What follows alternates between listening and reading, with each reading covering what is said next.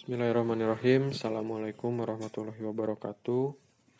Perkenalkan, nama saya Denny Aulia dari Ilmu Politik semester 5 kelas A. Di sini saya akan menjelaskan mengenai Peduli Lindungi. Peduli Lindungi adalah sebuah web serta aplikasi yang diluncurkan perdana pada tanggal 27 Maret 2020. Peduli Lindungi ini ialah sebuah web atau aplikasi yang lebih berfokus pada pelacakan COVID-19 di Indonesia. Peduli Lindungi ini adalah sebuah perangkat yang dikembangkan oleh Kementerian Komunikasi dan Informatika bekerja sama dengan Komite Penanganan COVID-19, Kementerian Kesehatan, dan juga Kementerian BUMN. Peduli Lindungi ini hadir dari sebuah inovasi yang dikembangkan oleh Kementerian Kominfo yang ketika pandemi COVID-19 tengah merajalela di Indonesia. Harapan dari adanya Peduli Lindungi ini ialah bisa membantu pemerintah dalam upayanya melakukan penanganan terhadap pandemi COVID-19 di Indonesia. Peduli Lindungi ini sebenarnya ketika diluncurkan bernama Trace Together, yang dirancang untuk membantu masyarakat dalam menjaga serta melindungi diri dari bahaya kasus COVID-19 di Indonesia. Peduli Lindungi ini adalah hasil karya anak bangsa yang didedikasikan sepenuhnya guna membantu negara dalam menghadapi keadaan darurat pandemi COVID-19. Peduli Lindungi ini juga lebih difokuskan kepada hal-hal pencegahan penyebaran virus COVID-19, seperti penginformasian mengenai zona mana saja yang dianggap rawan dalam penyebaran virus COVID-19. Dan dalam Peduli Lindungi ini juga kita bisa mendapatkan informasi seputar pendaftaran vaksinasi gratis serta fasilitas kesehatan mana saja yang menyediakan ataupun menyelenggarakan program vaksinasi tersebut. Yang tentunya hal tersebut merupakan komitmen untuk membantu pemerintah dalam penanganan kasus COVID-19 di Indonesia.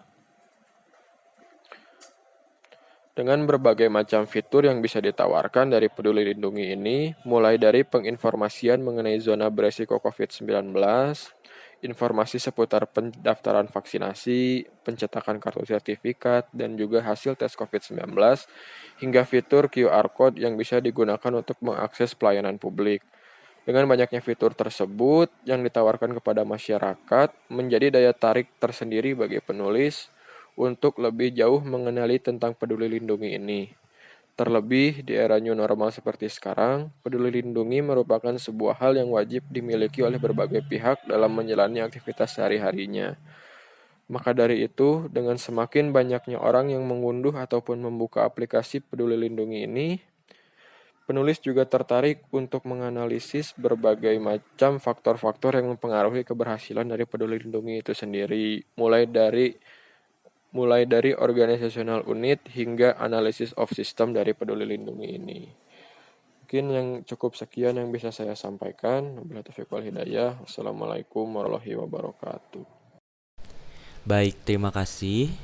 Pada kali ini saya Muhammad Dafaraihan akan menjelaskan mengenai organizational units. Peduli Lindungi adalah aplikasi atau situs yang dipergunakan dalam pelaksanaan surveillance kesehatan oleh pemerintah Republik Indonesia dalam menangani penyebaran coronavirus atau COVID-19, antara lain penelusuran atau tracing, pelacakan, tracking, pemberian peringatan, warning, dan fencing di wilayah Republik Indonesia dan dalam rangka memfasilitasi tatanan kehidupan yang baru atau new normal. Struktur pelayanan yang terdapat di Peduli Lindungi ini tersentralisasi, terbukti dari pengintegrasian data yang merupakan hasil perjanjian kerjasama antara Dukcapil, Direktorat Pos, Kominfo, Kementerian Kesehatan, dan juga BPJS. Integrasi data ini bertujuan guna meningkatkan kualitas pelayanan publik, khususnya di sektor pelayanan vaksinasi COVID-19. Data vaksinasi menjadi lebih tepat dan akurat karena berbasis data kependudukan yang terus mengalami pemutahiran secara kontinu. Penerapan proteksi aplikasi Peduli Lindungi ini sudah sampai masuk kepada ranah kecamatan dan kelurahan sebagai persyaratan masuk ke setiap kantor. Contohnya, di Surabaya sebanyak 31 kantor kecamatan dan 154 kantor kelurahan memberlakukan QR Code milik Kementerian Kesehatan ini untuk pengamanan setiap masuk ke dalam kantor pemerintahan tersebut. Terima kasih. Assalamualaikum warahmatullahi wabarakatuh. Selanjutnya saya akan menjelaskan tentang sosioekonomi konteks. Langsung saja, salah satu teknologi informasi yang berkembang pesat saat ini yaitu teknologi menggunakan media aplikasi dan internet yang dapat diakses di mana saja, sehingga pemasukan data dapat dilakukan dari mana saja dan dapat dikontrol dari satu tempat sebagai sentral. Adapun tujuan dari pengembangan dan penerapan teknologi tepat guna dan dalam pengelolaan sumber daya alam desa, yaitu mendayagunakan sumber daya alam yang menjamin terpeliharanya keutuhan negara kesatuan Republik Indonesia. Mewujudkan pemanfaatan sumber daya alam yang menjamin keadilan antar generasi dan intragenerasi. Mewujudkan kesejahteraan masyarakat yang merata berdasarkan prinsip kebersamaan untuk mencegah terjadinya kesenjangan ekonomi, konflik sosial dan budaya. Kemudian mewujudkan perlindungan fungsi sumber daya alam. Mewujudkan perlindungan hukum bagi masyarakat dan desa dalam pengelolaan sumber daya alam desa. Yang terakhir, masyarakat yang tinggal di wilayah kegiatan dan atau sekitar wilayah pengelolaan sumber daya alam dan dapat berpotensi terkena dampak berhak menyampaikan pendapat berdasarkan informasi yang diperolehnya. Dengan dilakukan secara bebas dan sukarela disampaikan dalam proses perumusan kebijakan dan perizinan. Pemerintah sudah mulai memaksimalkan pembangunan desa, baik dalam pembangunan infrastruktur sampai pembangunan desa berbasis teknologi. Banyak contoh desa yang mulai berkembang baik dan dalam segi pemanfaatan sumber daya alam sampai pendapatan. Kemudian ada penyediaan internet di desa. Dengan menggunakan internet, pemerintah desa bisa dengan mudah menyebarkan informasi kepada seluruh warga desa, seperti berita penting, pengumuman warga, peringatan dini, regulasi baru, dan lainnya.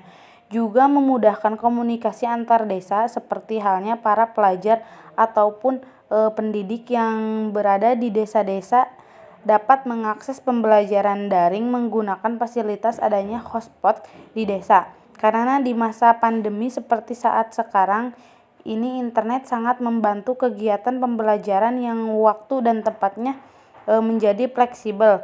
Jumlah siswa atau peserta didik yang bisa dijangkau akan semakin luas dan banyak. Memang ruang dan waktu sama sekali tidak menjadi hambatan dalam penggunaan internet. Dan tidak hanya dalam keadaan pandemi seperti ini pun, internet menjadi peluang untuk belajar benar-benar terbuka secara lebar untuk siapapun yang memerlukannya. Jadi siapapun, dimanapun dan kapanpun seorang akan merasa mudah melangsungkan kegiatan belajar. Bisa kita analisis juga dari kasus COVID-19 sekarang yang sedang marak dibicarakan tidak hanya di satu daerah, bahkan di berbagai negara. Maka dari itu pemerintah pun menyediakan akses Peduli Lindungi. Aplikasi ini memiliki beberapa manfaat. Di antaranya dapat membantu petugas memastikan proses validisasi dokumen kesehatan disimpul transportasi secara digital, sehingga lebih aman, cepat, mudah, dan sederhana. Selain itu, penggunaan aplikasi ini juga dapat meminimalkan kontak fisik karena tidak harus membawa dokumen kertas hasil tes COVID-19 atau waktu vaksinasi, dan juga lebih aman dari adanya pemalsuan hasil tes web baik PCR maupun antigen. Mungkin hanya itu yang dapat saya sampaikan. Wassalamualaikum warahmatullahi wabarakatuh. Bismillahirrahmanirrahim. Di sini saya akan melanjutkan pembahasan dan saya akan membahas mengenai tentang pengaruh internet terhadap kondisi ekonomi masyarakat. Sejak masuknya internet ke Indonesia, seluruh bidang mengalami perubahan-perubahan yang cukup besar, tak terkecuali di bidang ekonomi masyarakat. Perkembangan internet ditandai dengan munculnya berbagai media sosial seperti halnya Facebook, Twitter, Instagram, TikTok, ataupun media sosial lainnya. Media sosial termasuk ke dalam sebuah jenis media komunikasi, di mana manusia di dalamnya dapat berinteraksi dan bersosialisasi tanpa batas jarak, asalkan dapat terhubung ke dalam suatu internet.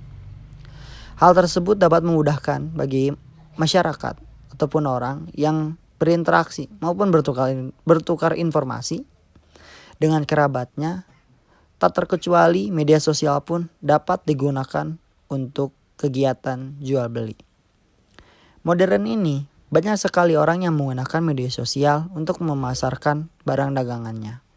Mereka memposting produk mereka agar orang-orang pengguna internet tahu dan tertarik untuk membeli.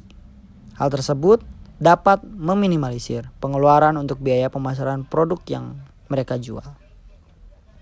Selanjutnya, para pengguna internet ataupun media sosial juga dapat membantu memasarkan produk orang lain yang tidak memiliki media sosial. Seperti halnya yang kita sudah ketahui, para influencer ataupun YouTuber yang kerap kali mereview suatu produk lewat channel YouTube-nya ataupun media sosial lainnya.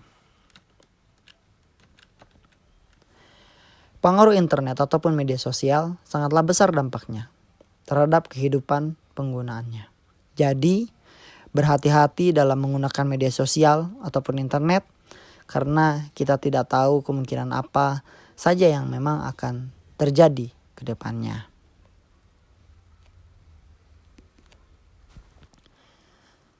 Selanjutnya saya akan membahas mengenai tentang peraturan mengenai pelayanan online. Tidak ada yang dapat memprediksi kehadiran dan berakhirnya pandemi. Pandemi COVID-19 ini juga yang mengubah seluruh aktivitas serta layanan pemerintah maupun swasta untuk beralih menggunakan teknologi digital untuk mencegah penularan COVID-19. Salah satu bentuk pencegahannya yang dilakukan oleh pemerintah tanpa harus berhenti melayani masyarakat adalah mengubah pelayanan praktik manual menjadi berbasis online seperti pelayanan dokumen ataupun segala keperluan administratif.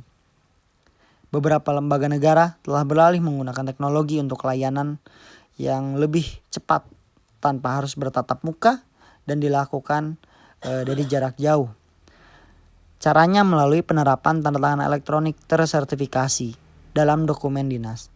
Menurut pasal 1 angka 12 Undang-Undang Nomor 11 Tahun 2008 tentang Informasi dan Transaksi Elektronik UU ITE, tanda tangan elektronik adalah tanda tangan yang terdiri atas informasi elektronik yang diletakkan terasosiasi atau terkait dengan informasi elektronik lainnya yang digunakan sebagai alat verifikasi.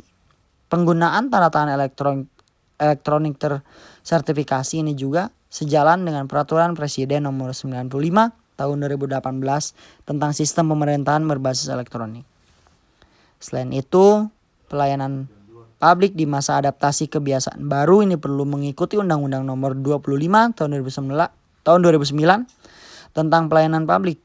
Yakni pelayanan publik harus memiliki sistem yang dapat memberikan kemudahan kepada masyarakat. Merujuk pada pasal 23 ayat 1 Undang-Undang Pelayanan Publik mengenai tentang dukungan informasi terhadap penyelenggaraan pelayanan publik perlu diselenggarakan sistem informasi yang bersifat nasional.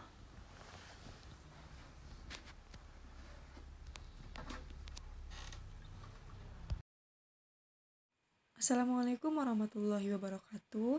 Saya Afniasa Agustina akan melanjutkan pembahasan dalam layanan Peduli Lindungi mengenai Information and Communication Technology atau ICT Access. Di era pandemi sekarang, begitu banyak layanan pemerintah online yang tersedia di Indonesia. Apalagi dengan terus meningkatnya lonjakan angka kenaikan orang yang terkena virus COVID-19, makin membuat masyarakat terbatas akan aktivitasnya di luar. Walaupun bisa melakukan aktivitas di luar, masyarakat harus tetap mematuhi protokol kesehatan dan lain sebagainya. Oleh karena itu, upaya pemerintah juga terus dilakukan, salah satunya dengan cara menciptakan sebuah aplikasi yaitu Peduli Lindungi. Layanan ini diciptakan untuk melacak dan menghentikan penyebaran COVID-19. Aplikasi ini bisa diakses oleh masyarakat umum ketika sedang bepergian. Penggunaan dari aplikasi ini juga sudah banyak dan sudah diunduh oleh 32,8 juta orang. Artinya, banyak masyarakat yang menggunakan layanan Peduli Lindungi agar bisa bepergian dengan selamat dan terhindar dari penyebaran COVID-19.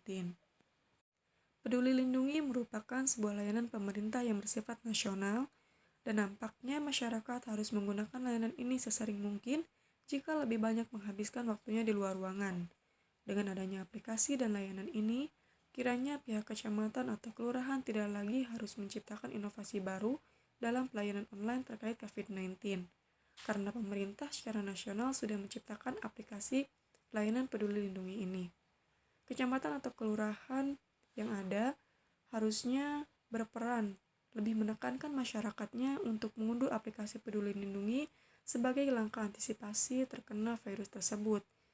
Dengan adanya himbauan dari pihak yang dalam skala mikro atau kecamatan atau kelurahan, hal tersebut lebih mudah dilakukan karena cakupan atas arahan dan pengontrolan bisa dilakukan dengan baik. Berbicara mengenai SIP atau Session Invitation Protocol, merupakan salah satu pensinyalan protokol dan pengontrolan pada layar aplikasi yang mempunyai fungsi untuk membentuk, memodifikasi, atau mengakhiri suatu sesi multimedia yang melibatkan satu atau beberapa pengguna. Multimedia yang dimaksud adalah pertukaran data antar pengguna yang bisa meliputi suara, video, ataupun teks.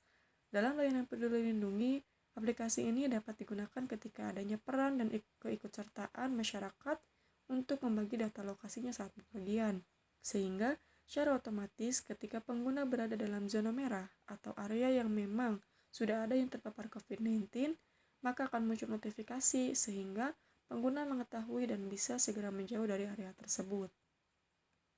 Penggunaan SIP boleh dikatakan include ketika pengguna mengunduh dan menggunakan layanan Peduli Lindungi ini, karena ada syarat dan ketentuan tertentu ketika seseorang akan mengunduh suatu aplikasi termasuk dalam layanan ini. Terjadinya pertukaran data antar pengguna merupakan sebuah bentuk dari penggunaan SIP itu sendiri. Kiranya seperti itu pembahasan yang dapat saya sampaikan, kurang lebihnya mohon maaf. Wallahul muwaffiq ila aqwamit thoriq. Wassalamualaikum warahmatullahi wabarakatuh.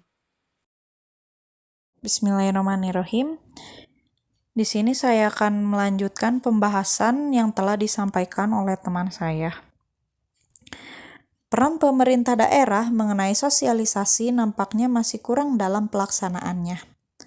Meskipun aplikasi dan layanan Peduli Lindungi sudah banyak diketahui oleh masyarakat umum, semestinya pemerintah yang berskala mikro dapat memberikan sosialisasi yang lebih mendalam mengapa penting menggunakan aplikasi ini. Hal tersebut dilakukan tidak lain dan tidak bukan untuk menumpas penyebaran COVID-19 di Indonesia yang sedang merajalela. Kecamatan atau kelurahan harusnya bisa memberikan masyarakat informasi lebih terkait layanan ini. Karena bagaimanapun masyarakat harus diberikan informasi atau berita secara langsung dengan diadakannya sosialisasi secara rutin. Sehingga masyarakat akan tahu bahayanya dari virus ini dan dapat bekerja sama dalam melawan termasuk dengan menggunakan aplikasi layanan Peduli Lindungi. Melihat dari masyarakat sekitar, masih sedikit sekali terkait pelatihan kepada masyarakat mengenai penggunaan layanan online ataupun IT. Karena jika dilihat di era sekarang, masyarakat modern cenderung sudah mengetahui cara-cara dan ketentuan dalam setiap sistem yang ada. Karena teknologi sudah berkembang begitu cepat, begitupun dengan pengetahuan dan kemampuan masyarakat sekarang. Mengenai pelayanan online dalam Peduli Lindungi,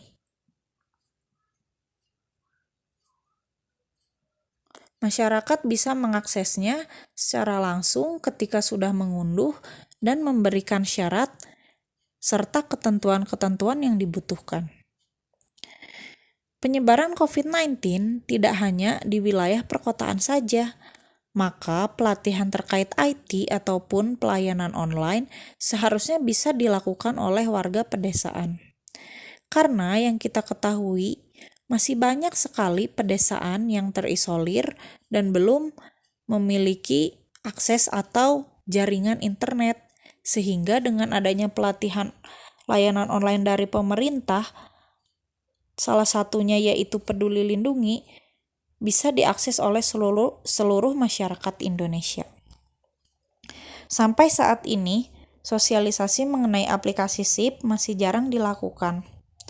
Karena kebanyakan masyarakat pada akhirnya akan mengetahui sendiri tanpa adanya sosialisasi. SIP juga masih terdengar asing untuk cangkupan masyarakat umum, sehingga masih banyak yang belum mengetahui bagaimana dari aplikasi SIP itu karena kurangnya sosialisasi dan informasi lebih lanjut terkait SIP.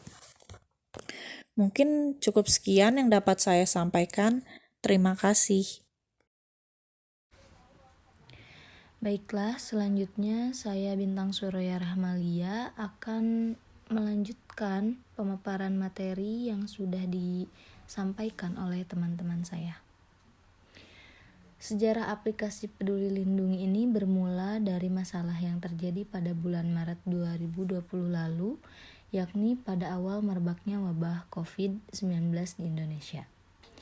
Pemanfaatan aplikasi Peduli Lindungi ini juga penting dalam pemberlakuan pembatasan kegiatan masyarakat atau yang sering disebut sebagai PPKM, di mana pemerintah melakukan beberapa uji coba penyesuaian kegiatan masyarakat. Nah, salah satunya sebagai fungsi penyaringan untuk memasuki suatu tempat atau area publik. Adapun kebanyakan dari pengguna aplikasi ini berjenis kelamin pria dan wanita dengan rentan usia 18-40 tahunan. Atau bisa dikatakan juga bahwa pengguna aplikasi ini adalah orang-orang yang sudah melakukan vaksinasi COVID-19. Fungsi utama dari aplikasi ini adalah tentunya untuk perlindungan diri kita sendiri maupun orang-orang di sekitar kita. Oleh karena itu, pemerintah sangat mengharapkan peran aktif masyarakat untuk segera mengunduh dan memanfaatkannya. Melalui aplikasi ini, orang tersebut dapat diperiksa status vaksinasinya, hasil tes COVID-19 atau ada tidaknya kontak dengan pasien COVID-19. Saat ini ada 6 sektor yang menjadi fokus penggunaan aplikasi Peduli Lindungi dalam hal penyaringan, yakni pertama sektor perdagangan seperti pusat perbelanjaan, pasar modern, dan pasar tradisional. Kedua adalah sektor transportasi darat, laut, dan udara. Ketiga, sektor pariwisata yang meliputi hotel, restoran, acara atau pertunjukan. Keempat, BUMN atau swasta, bank, pabrik besar, UMKM atau kantor atau pabrik, IRT.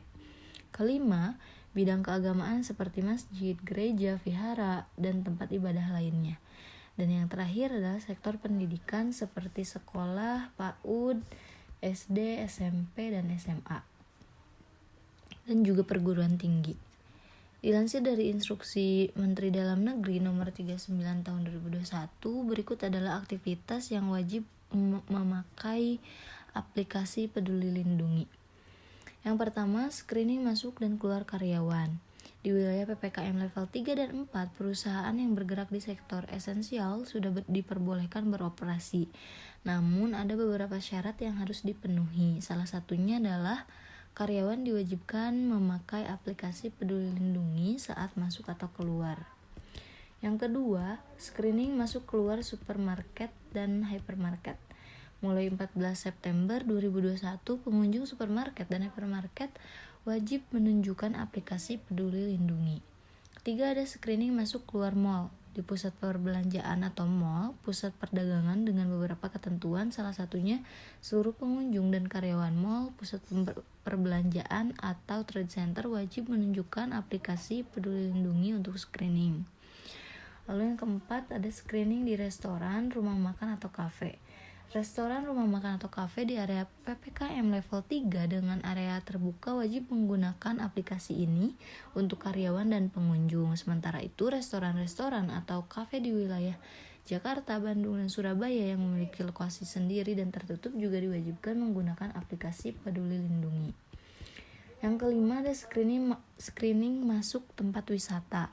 Nah, di area PPKM level 3 akan dilakukan uji coba protokol kesehatan untuk tempat wisata tertentu dengan salah satu syarat wajib menggunakan aplikasi ini untuk menyaring seluruh pengunjung dan karyawan. Keenam, ada screening masuk fasilitas olahraga. Nah, pada wilayah PPKM level 3, aplikasi Peduli Lindungi ini juga digunakan sebagai screening untuk pengunjung dan fasilitas olahraga. Yang ketujuh, ada digunakan di fasilitas umum. Aplikasi ini juga pada wilayah PPKM level 2 digunakan pada fasilitas umum seperti area publik, taman umum, dan wisata umum. Lalu yang terakhir, screening pada kegiatan seni, budaya, olahraga, dan sosial kemasyarakatan. Kegiatan olahraga dan kegiatan sosial lainnya yang dapat menimbulkan keramaian dan kerumunan diperbolehkan dibuka dengan kapasitas maksimal 50%, menerapkan protokol kesehatan yang lebih ketat dan wajib menggunakan aplikasi Peduli Lindungi. Sekian dan terima kasih. Assalamualaikum warahmatullahi wabarakatuh. Nama saya Ilham Medet Ramadan. Di sini saya akan menyampaikan ataupun memaparkan mengenai analysis of the services atau analisis pelayanan pada aplikasi Peduli Lindungi. Cara kerja aplikasi Peduli Lindungi seperti dilansir pada website resminya mengharuskan pengguna untuk mengunduh aplikasi tersebut. Kemudian, sistem akan membutuhkan akses lokasi guna memberi informasi kepada pengguna terkait zonasi, status area, dan karantina mandiri. Setelah pengguna menyetujui integrasi antara aplikasi Peduli Lindungi dan GPS atau Global Positioning System, secara berkala aplikasi akan mengidentifikasi terkait lokasi pengguna dan memberikan informasi zonasi, keramaian, dan lokasi vaksinasi terdekat. Hasil tracing ini akan dipantau oleh pemerintah guna memudahkan identifikasi terkait zonasi dan penanganan lanjut dalam rangka memutus mata rantai penyebaran COVID-19. Lebih lanjut, dengan aplikasi ini, pemerintah akan dapat ataupun akan dengan mudah untuk melakukan tracing, sehingga masyarakat akan diingatkan melalui notifikasi yang diberikan oleh aplikasi tersebut. Adapun beberapa peringatan yang diinformasikan melalui notifikasi kepada pengguna adalah yang pertama, apabila pengguna berada di dalam suatu lokasi yang sama dengan waktu yang cukup lama dan tingkat keramaian pada lokasi tersebut melebihi batas maksimal yang sudah ditentukan, maka pengguna akan mendapatkan ataupun akan dikirimkan notifikasi berupa peringatan oleh aplikasi tersebut.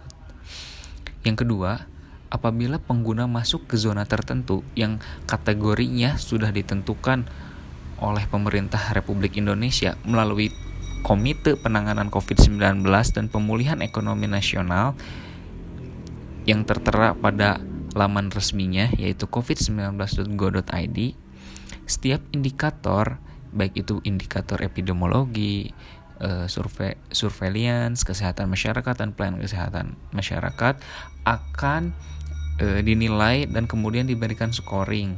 Lalu nilai ataupun scoring tersebut akan menjadi hasil pembobotan yang kemudian menjadi kategori tertentu bagi zona-zona tertentu. Adapun beberapa zona itu terbagi menjadi 5. Yang pertama, zona risiko tinggi. yang menunjukkan bahwa sudah terdata ataupun terdapat kasus aktif COVID-19 di area tersebut. Yang kedua adalah zona risiko sedang dengan menunjukkan sudah terdata kasus suspek COVID-19 pada area tersebut. Yang ketiga, zona risiko rendah dengan menunjukkan bahwa area atau tempat tersebut minim kasus 19 suspek ataupun kontak erat. Dan yang keempat adalah zona tidak terdampak ataupun tidak tercatat kasus COVID-19. Dan yang kelima adalah zona tidak ada kasus, namun di zona tersebut pernah dijumpai kasus. Namun pada 4 minggu terakhir kasus tersebut sudah dinyatakan sembuh, maka zona tersebut dinyatakan zona tidak ada kasus. Selanjutnya, aplikasi Peduli Lindungi yang dapat diakses oleh pengguna Android maupun iOS ini memudahkan masyarakat untuk mendapatkan informasi mengenai zonasi suatu daerah, baik itu daerah tempat mereka tinggal ataupun daerah yang akan mereka kunjungi. Hal tersebut berlandaskan kepada kerangka kinerja e-partisipasi yang menyediakan informasi bagi warga negara. Selain itu, untuk perjalanan, aplikasi Peduli Lindungi juga memberikan informasi kepada masyarakat yang hendak menggunakan fasilitas umum, baik itu transportasi umum, tempat-tempat umum, dan lain sebagainya, yang berkenaan dengan apakah mobilitas tempat tersebut memenuhi standar yang telah ditetapkan. Nah, bagi penyedia layanan publik, aplikasi ini dapat memudahkan screening terhadap pengunjung dan pegawai sesuai dengan bunyi diktum keempat huruf H angka 2 pada Inmendagri nomor 35 tahun 2021. Cukup sekian mungkin yang dapat saya paparkan mengenai analisis pelayanan dari aplikasi Peduli Lindungi. Mohon maaf apabila banyak kekurangan. Billahi taufiq wal hidayah. Rabbana atina fid dunya hasanah wa fil akhirati hasanah. Assalamualaikum warahmatullahi wabarakatuh.